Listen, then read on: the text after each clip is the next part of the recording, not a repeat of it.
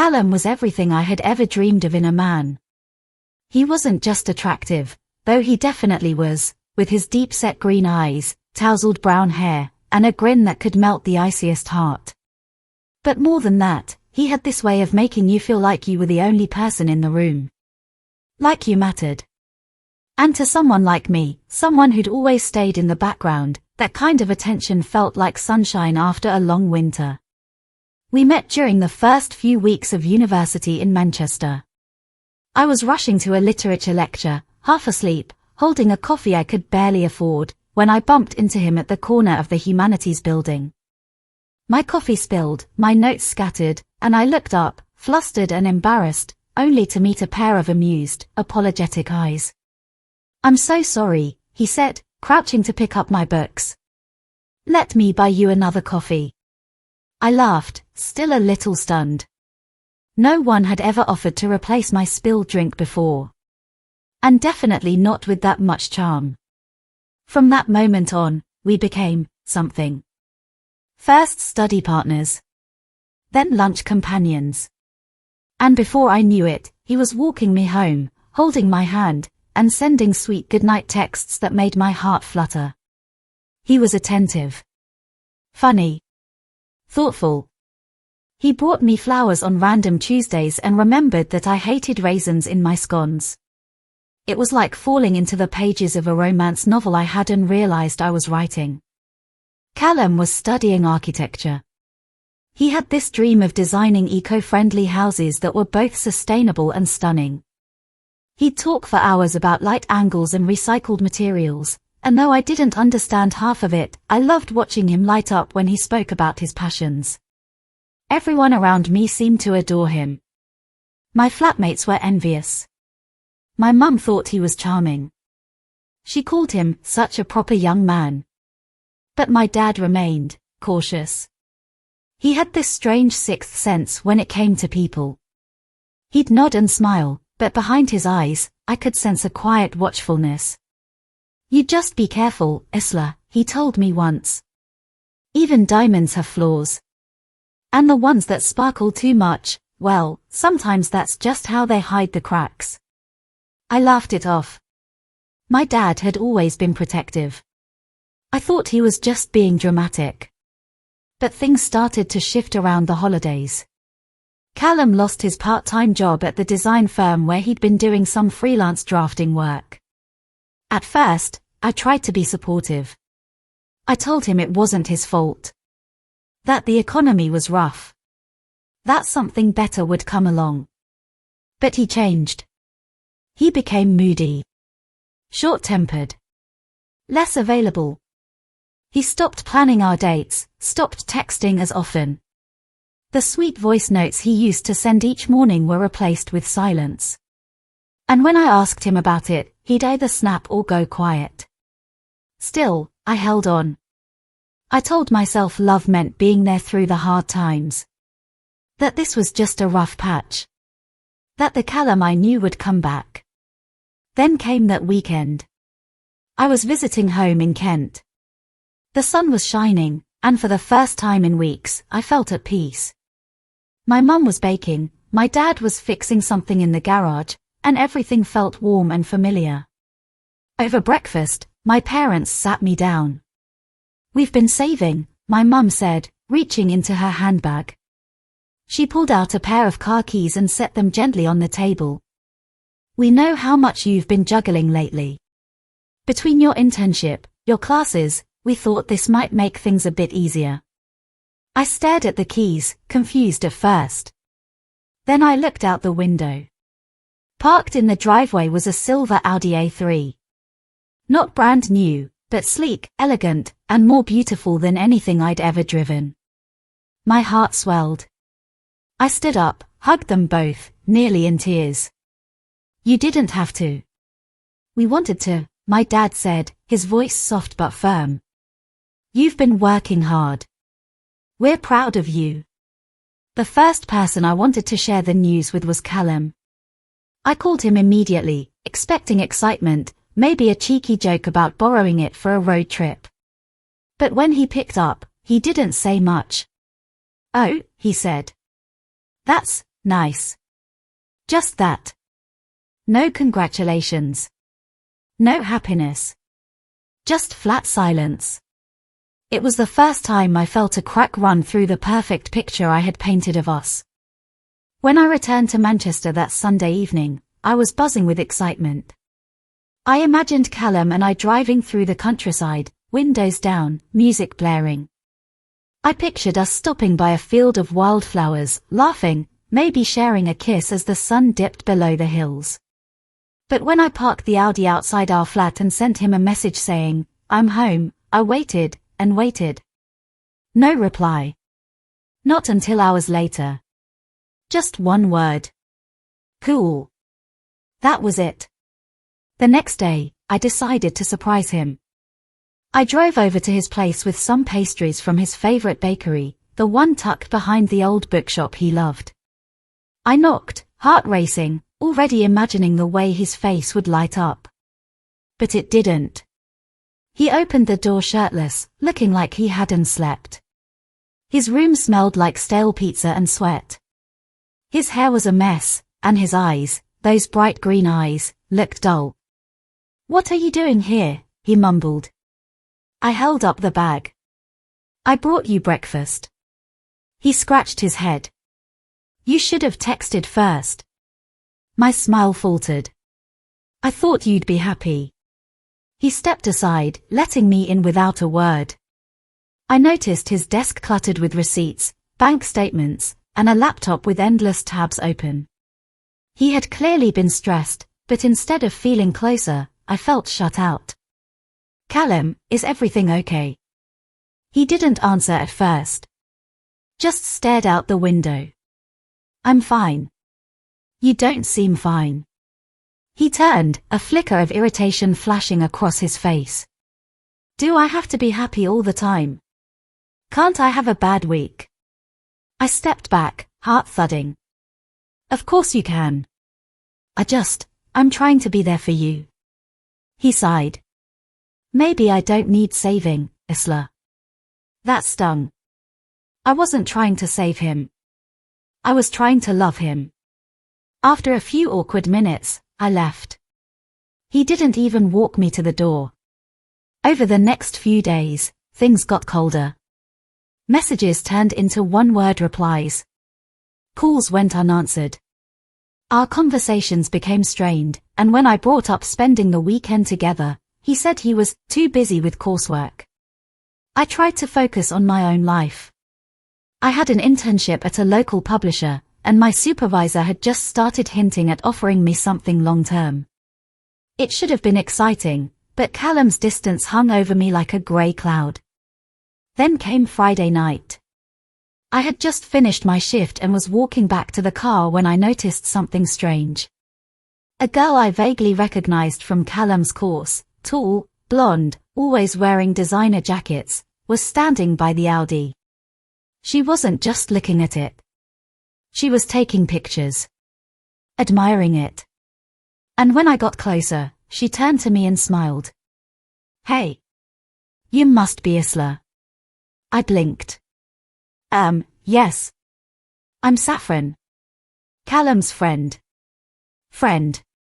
The way she said it made my skin prickle. "He said this was his new car," she continued, running a finger along the bonnet. "Very generous of you." My stomach dropped. "I'm sorry." "What did you say?" She laughed lightly. "Well, he told us at the pub last night that his girlfriend gave him a car." I said, "Wow, must be nice dating someone with rich parents." I froze. My mind raced. "Last night." "Pub." He told them it was his. That I gave it to him. Before I could respond, she waved and walked off, leaving a trail of perfume and confusion behind her. I climbed into the Audi, my hands trembling. That night, I didn't sleep. I kept replaying her words. His tone. His distance. I scrolled through our old messages, the sweet ones, the playful ones, and then looked at the most recent. Cold. Dismissive. Short. A sick feeling crept into my chest. Something was changing. No. Something had already changed. I just hadn't seen it, until now. The next morning, I woke up with a knot in my stomach. I sat in the Audi, parked outside my flat, just staring at the steering wheel. Everything that had once felt like a dream was now soaked in doubt. The seat still smelled like the lavender sachet Mum had placed in the glove compartment. The dashboard gleamed. But all I could think about was Saffron's words. He told them it was his. Callum had always said he didn't care about money. He would laugh at the flashy lads in class, bragging about their trainers or their dad's companies. He once told me that the best things in life couldn't be bought. So why was he now showing off the car? My car. And worse, lying about it. I needed to be sure. So I made a decision. That afternoon, I drove back to campus, parked a few rows away from the main student cafe, and waited. I knew Callum had a lecture at 2. I watched the students come and go. Some glanced at the car, admiring it. Some just rushed past with their bags and headphones. Then I saw him. He was with 2 mates, laughing, carefree, dressed in that grey hoodie I once borrowed to sleep in. They stopped a few steps from the car. And I saw it. He gestured toward it. Smiled. And then got in the driver's seat. My heart stopped. He drove off like he owned it. Like I didn't exist. I followed at a distance. He went to the high street, parked near the barber's, stepped out, and leaned against the bonnet like it was his throne. Within minutes, a group of people came up to him. Laughter. Banter. Flirting. He wasn't just borrowing the car. He was using it. To show off. To boost his image. To lie. And not just to his friends, but to everyone. I drove home with shaking hands. Back in my room, I opened his social media. His latest photo, him beside the Audi, captioned, "Work hard, play harder." Hundreds of likes. Comments like, "Living the life," and "Man's doing bits." I scrolled down further. There, in the tags, was Saffron. Another girl I didn't know. Another. Another. It all clicked into place. He wasn't proud of me. He was proud of what I gave him. Proud of the illusion. Of the lifestyle. That night, I stared at my ceiling, replaying every moment, every late-night call, every "I love you" that now felt scripted. Transactional. I had been his ticket. Not his partner. And that's when I knew. This wasn't just betrayal. This was a performance. And I had been cast as the fool. I didn't confront him. Not yet. Instead, I played the part he expected. The sweet, supportive girlfriend. When Callum called that night, I answered like nothing was wrong. "Hey, love," he said cheerfully. "Missed you today." "I missed you too," I lied. Every word from my mouth felt like glass, cutting the inside of my cheek. But I needed time. I needed to think. Over the next few days, I pretended. I smiled. I laughed. I let him hold my hand as we walked down campus paths. But my eyes, my ears, they were wide open. And that's when I started to notice things I hadn't before. Small things. The glances from other girls. The way he always faced me when we walked, so others wouldn't catch his other side. The way he silenced his phone whenever we met. And the whispers. One afternoon, I overheard 2 girls near the library. "She's still with him." I thought she'd found out by now. I stopped in my tracks. They didn't see me. "I saw him with Chloe last weekend," one of them said. "Chloe," the other gasped. "Wasn't he also seeing Hannah?" Exactly. It was like a thread unraveling. Each word tugged another loose. Back in my flat, I sat on my bed, phone in hand, staring at Callum's contact. I didn't cry. I couldn't. Something inside me had hardened. Not just because of the lies, but because of the realization that he never saw me as I saw him. That night, I got a DM. From someone I didn't follow. Her name was Josie. "Hi Isla, I don't mean to cause drama, but I think you deserve to know the truth about Callum." My fingers trembled as I opened it. She sent screenshots. Messages from him. Flirty. Explicit. From days we were still together. My stomach turned. Then a voice note. His voice. "She's all right, but she's obsessed. I just let her feel like she's the one. I'm working on getting something better lined up." I replayed it. Twice. 3 times. Every time I did, I felt another crack form in the image of him I'd built in my mind. He wasn't just lying. He was mocking me. To other women. To anyone who'd listen. I thanked Josie. Politely. Calmly. Then, I turned off my phone. And stared at the keys on my dresser. Audi keys. The very thing that had once made him look at me like I was the best thing that ever happened to him. Now I knew why. He never wanted me. He wanted access. And I was done giving it. The next morning, I walked into class wearing the red coat Callum once said made me look too bold. That day, I wanted to be bold. I wanted him to see what he was about to lose. He walked over to me during the break, kissed my cheek, and said, "You look amazing today." I smiled sweetly. "Thank you, love." But inside, I was miles away. I had a plan. Not to scream, not to cause a scene. But to let him fall into the very trap he thought he'd set for me. I started by making him feel safe. Over the next week, I texted him more. Sent flirty selfies. Even suggested a weekend away. He bit the bait with ease. What he didn't know was, I was already talking to Chloe. And Hannah. And 2 other girls. It wasn't easy. Some were reluctant. One even blocked me at first.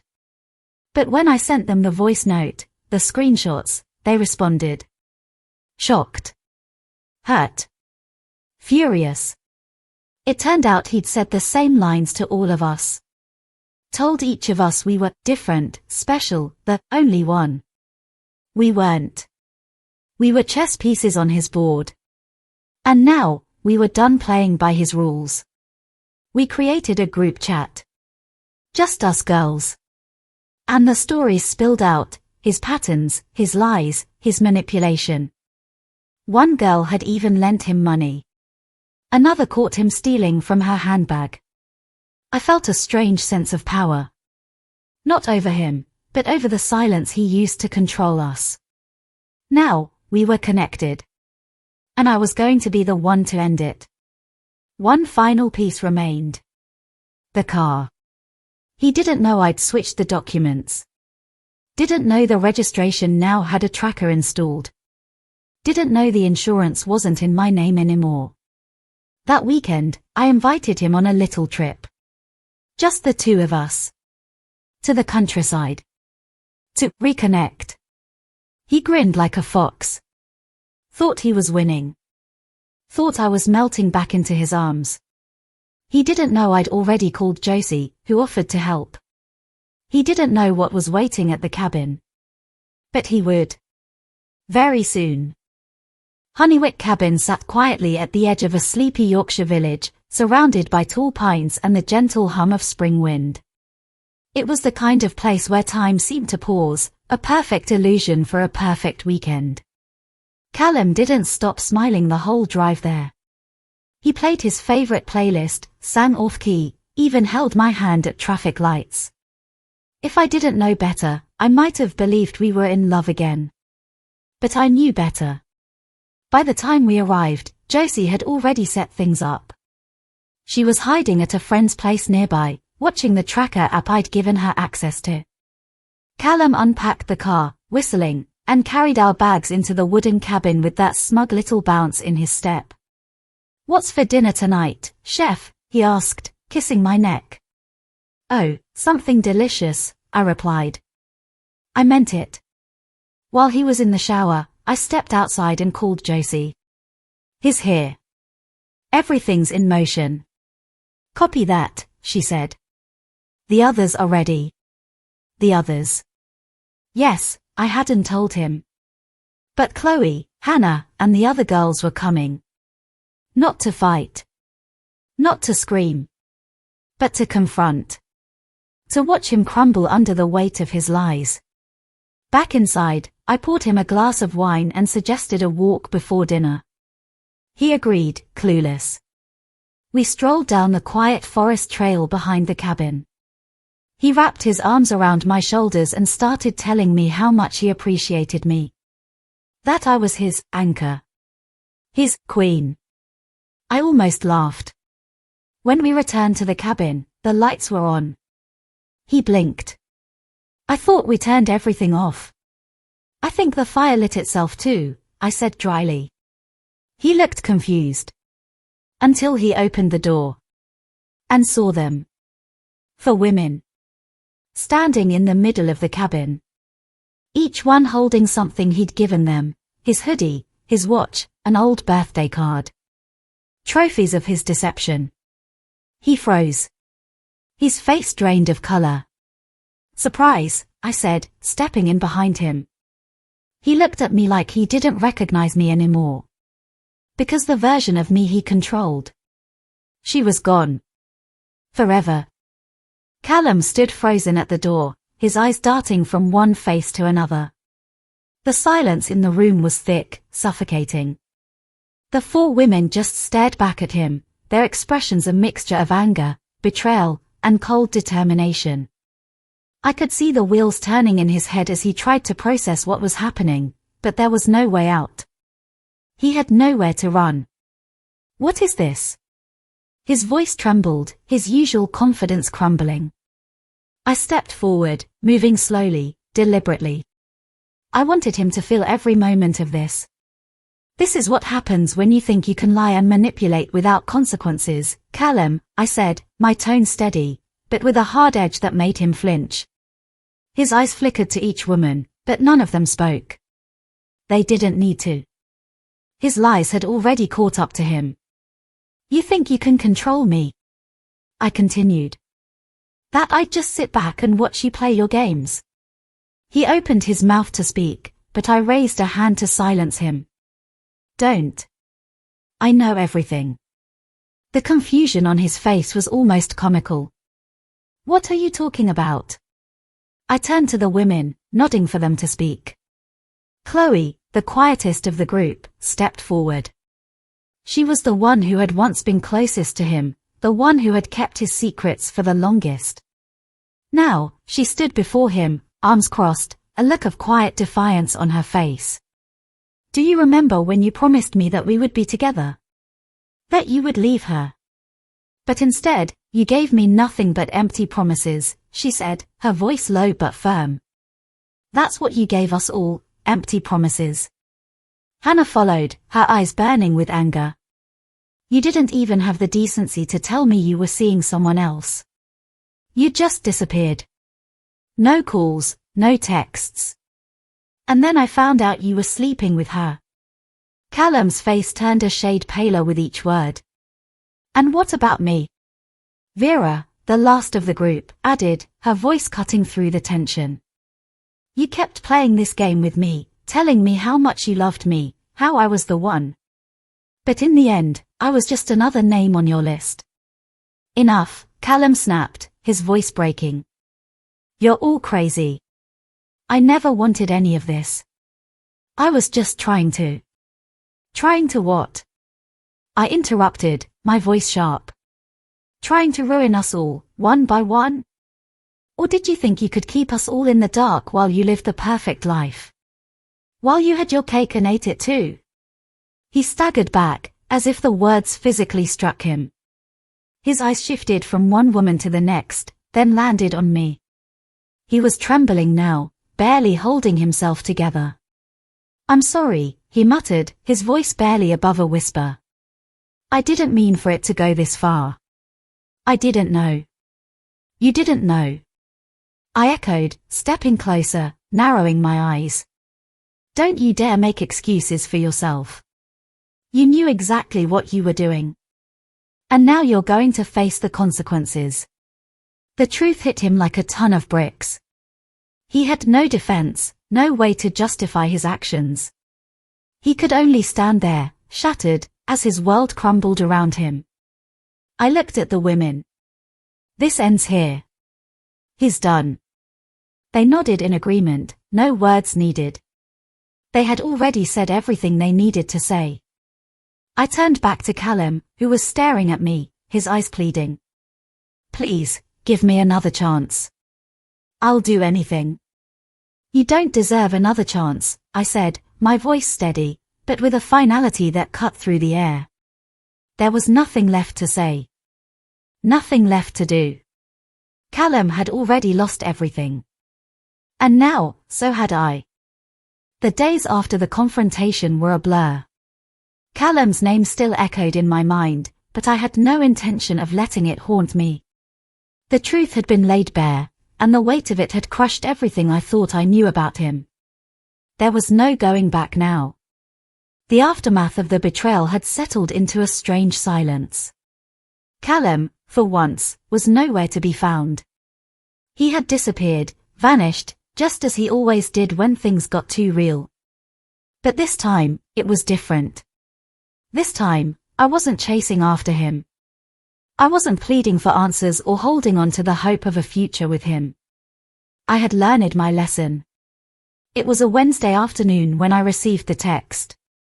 I wasn't surprised. It had been coming. I'm sorry, Isla. I didn't mean for it to end like this. Please, just one last chance. Let's talk. I need to see you. I stared at the message, my fingers hovering over my phone.